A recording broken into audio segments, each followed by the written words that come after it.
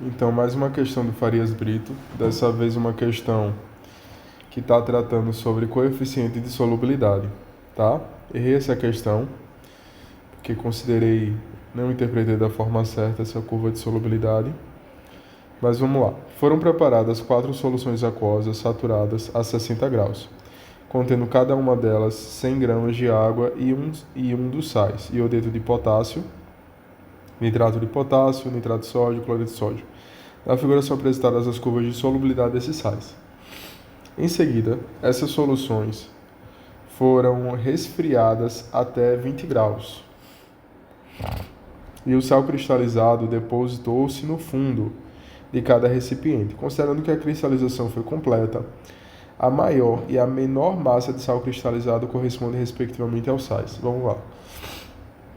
Essa questão, em uma leitura superficial e rápida, a gente tende a considerar apenas essas informações aqui, ó.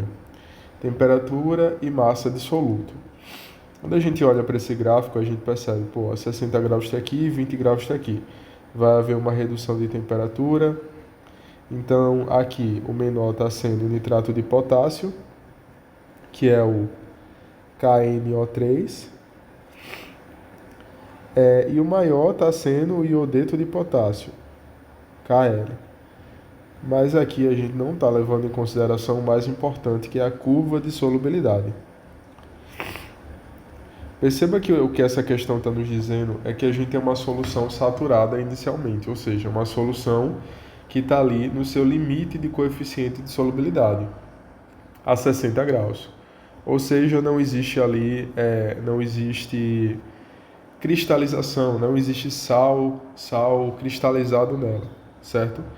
Aí vai haver o quê? Uma diminuição de temperatura e, consequentemente, vai haver um sal cristalizado que vai se depositar no fundo. Mas qual o nível, quanto desse sal vai ser cristalizado? Tá aí a grande questão. Então, o que a gente vai precisar fazer? A gente vai precisar analisar caso a caso. Obviamente, existe uma forma rápida de se fazer essa questão, que é inicialmente observar que a curva que mais é acentuada é a do nitrato de potássio, KNO3, e perceber que se a gente tira o nitrato de potássio que está aqui, ó, de 60 graus,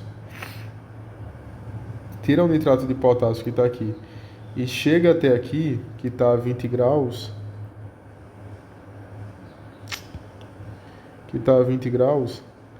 ele vai ter uma curva bem acentuada, muito mais acentuada que outras curvas. Beleza? Já o cloreto de sódio tem a curva menos acentuada possível. Ele está aqui e vai para cá, praticamente. Então, o que a gente precisa fazer é achar esse tipo de quanto sal vai ser cristalizado, certo? Uma forma de fazer isso seria, para ter certeza na prova, seria fazer de forma matemática. Então, como fazer de forma matemática, então? Vamos pegar primeiro essas curvas aqui mais acentuadas, tá? Eu tenho o KNO3, que aqui diz que ele tem 110 aproximadamente, né? Acompanhando aqui, é 110 gramas a cada 100 gramas de água. Então, esse é o coeficiente de solubilidade dele a 60 graus. A 20 graus, ele tem aproximadamente, tá aqui, ó, 35, né? Vou colocar 30, para ficar um número mais redondo. 30 gramas a cada 100 gramas de H2O. Então, quanto diminuiu aqui?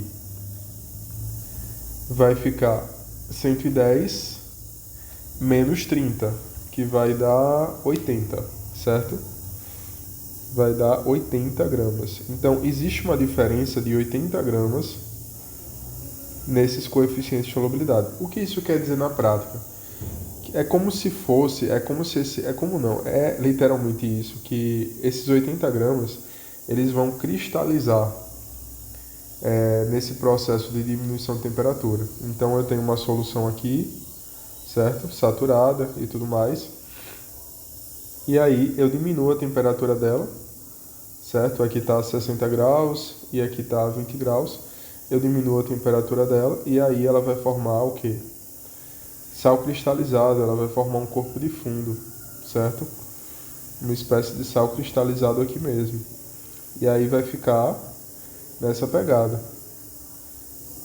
Então, era essa a lógica dessa questão. Era perceber que vai haver uma cristalização à medida que eu diminuir essa temperatura.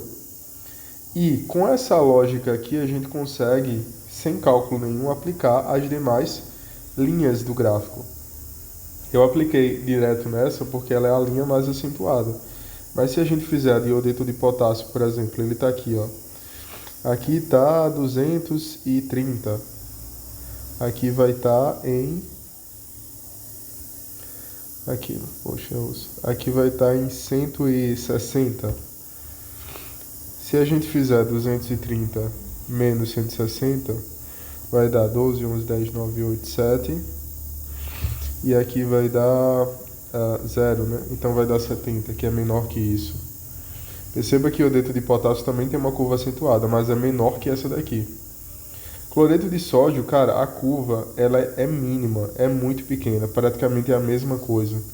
Então, com certeza, o cloreto de sódio é o que vai cristalizar menos. Então, basicamente, a questão era isso. Era identificar essa interpretação aqui e comparar com essas linhas, essas curvas de nível aqui, tá?